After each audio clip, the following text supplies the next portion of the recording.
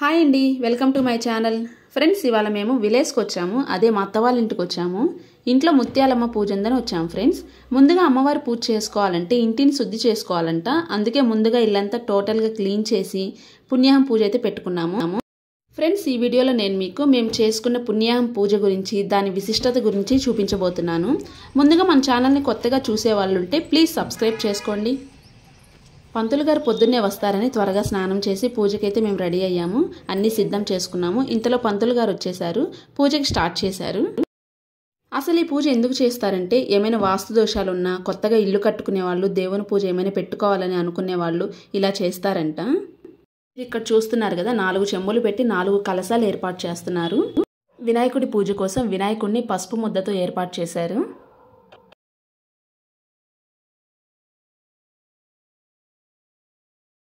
మీరు ఇక్కడ చూస్తున్నారు కదా 4 కలశాలు. ఆ 4 కలశాలు ఏమిటంటే, ఒకటి బ్రహ్మదేవుడు, వరుణదేవుడు, వాస్తుదేవుడు, ఇంకా మన ఇంటి దేవుడు.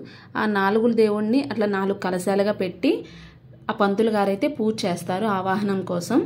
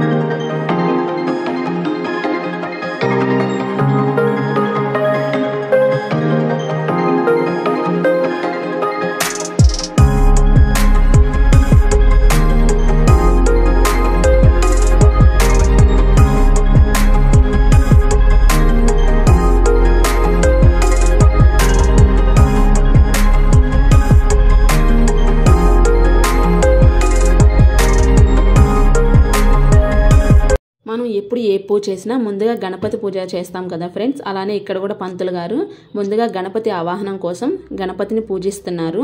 ఆయన అనుగ్రహం అయితే మనకు కావాలి కదా.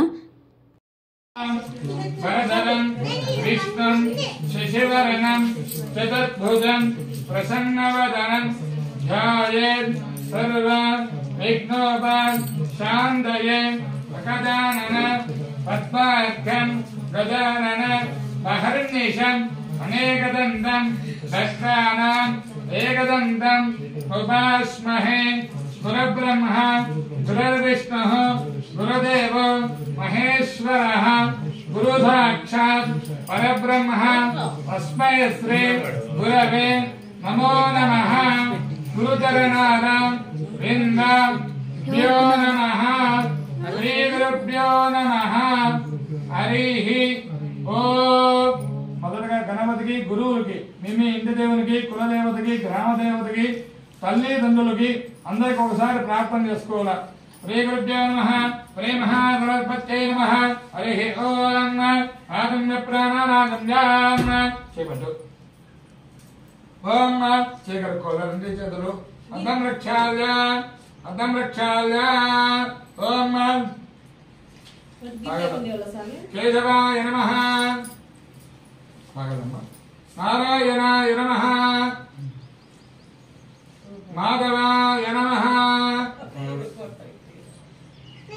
చేకరుకోవాలి. దీపం దగ్గర వేయమా, ఇక్కడ వేయనా. దీపమహాదేవతాయ నమః. కందా దీపాలు కట్టుకోండి. దీపాది కందాదకారాధరైశ్వర్చితం అస్తు. పూజాకారః చేకరుకోవాలా. 2 వేలు ముక్కు పట్టుకున్నావు కదా, నువ్వు చేకరుకోవాలా. కుసమాక్షరం గ్రహిస్తావా.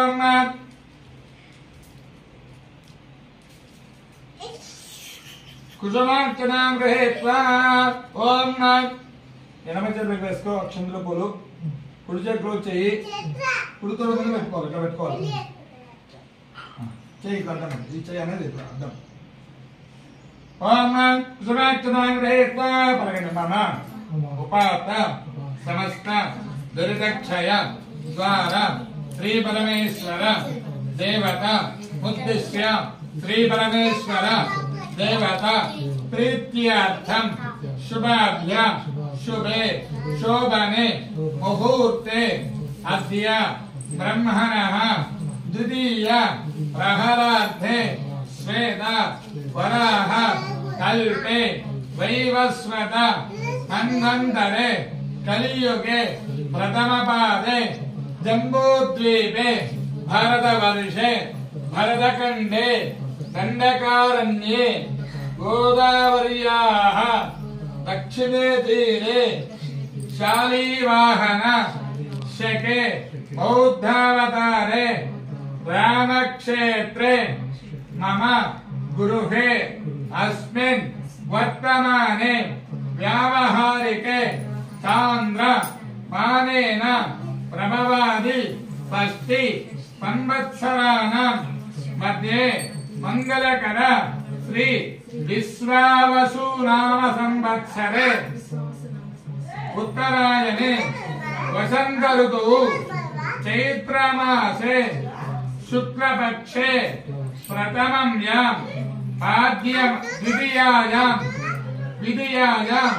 शुभतिथौ वासरः वासरस्तु इंदुवासर युक्तायां शुभनक्षत्र शुभयोग शुभकरण एवं गुण विशेषण निदिष्टायाम् अस्यां शुभतिथौ मम उपात्त समस्त दुरिदक्षय द्वारा श्री परमेश्वर देवता उद्देश्य श्री परमेश्वर देवता प्रीत्यार्थं మనము ఈ పూజ అనేది ఎప్పుడు చేసుకున్నామో అన్ని చెప్పుకోవాలనుకుంటున్నాం. సంవత్సరమే ఇది. ఏం పేరు సంవత్సరం పేరు? విశ్వావసు నామ సంవత్సరే ఉత్తరాయణే వసంత ఋతువు చైత్రమాసం. చైత్రమాసే శుక్లపక్షం ద్వితీయాయంలో రెండో రోజు అంటే విధియ. మొదటి రోజు అంటే బాధ్యం అంటారు, రెండో రోజు అంటే విధియ అంటారు. విధియాయ అని చెప్పుకున్నాం. ఇందువాసరం అంటే సోమవారం. సోమవారాన్ని ఇందువాసరము అంటారు. ఒక వారాన్ని ఒక భాషలో వస్తుంది. తెలుగులో అయితే ఆది సోమ మంగళ బుధాన్ని, ఇట్లా సంస్కృతంలో అయితే భానువాసనం, హిందూవాసనం, సౌమ్యవాసనం, భౌమ్యవాసనం, బృహస్పతి వాసనం, శుక్రవారం లక్ష్మీవాసనం, భృగువాసనం అంటారు. శనివారాన్ని స్థిరవాసనం అంటారు. అట్లా మన తెలుగులో అయితే ఆ పేర్లు వస్తాయి, ఆది సోమ మంగళ బుధు. ఇట్లా సంస్కృతంలో అయితే ఇట్లా ఈ పేర్లు చెప్పాలి. అందువల్ల మనం ఇవన్నీ చెప్పుకున్నాం. సంవత్సరము, ఆయనము, ఋతువు, మాసము, పక్షము, తిథి, వారము అన్ని మనము.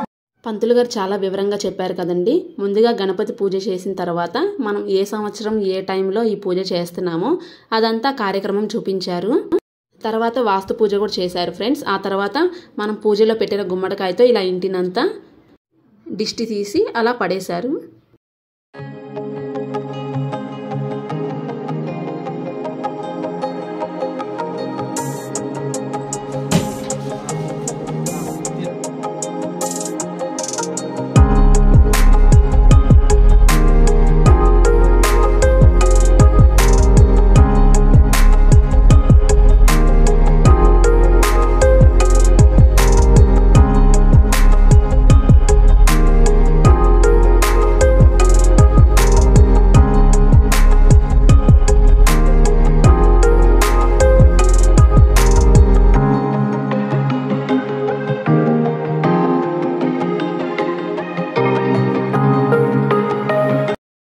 ఇలా పంతులు గారి పూజ అయితే అయిపోయింది ఫ్రెండ్స్. మనం ఇక్కడ పెట్టిన ఫ్రూట్సే ఆయన పంచామృతంగా చేశారు.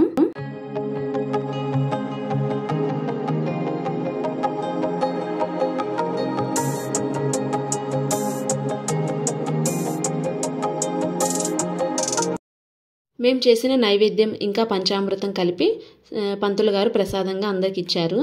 తర్వాత పూజలో పెట్టిన టెంకాయనే ఇంటి గుమ్మానికి కట్టుకోమని అలా గుమ్మానికి కట్టారు ఫ్రెండ్స్. ఇల్లంతా పసుపు నీళ్ళతో అలా శుద్ధి చేశారు. ఇలా మా ఇంట్లో పుణ్యాహం పూజ పూర్తయింది. నేను మీకు నెక్స్ట్ వీడియోలో ముత్యాలమ్మ పూజ మా ఇంట్లో ఎలా చేసుకున్నామో వీడియో అప్లోడ్ చేస్తాను. మీకు ఈ వీడియో కనుక నచ్చినట్లయితే ప్లీజ్ లైక్ చేయండి, సబ్స్క్రైబ్ చేసుకోండి. Thank you.